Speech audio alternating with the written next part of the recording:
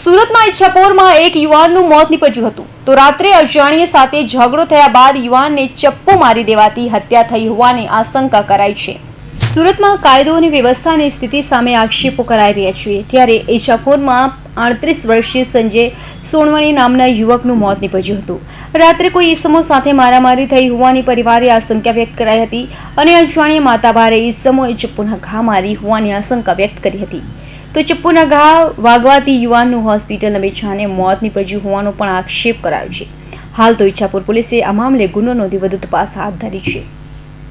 મને ખબર નથી, હું ઈચ્છાપુર પેલા તપાસમાં રહું છું, પછી એના તો હું થયો એ મને આજે ખબર નહીં। મેં હજુ કાલથી જ છું, એના માટે ત્યાં જાઉં તો મને ખબર પડશે ત્યારે માર્યો કરી માર્યો અને ઘા વાગેલો તો મને ખબર છે। કોણ થાય છે તમારો? અને મારો હગોભાઈ છે। ઉંમર કેટલી? નામ છે? 38। લગ્ન થઈ ગયા? કઈ જગ્યા ઘટના બની? પ્રવાસ કેટલા વાગે? 8 થી 7:30 પોણા 8 સુધી।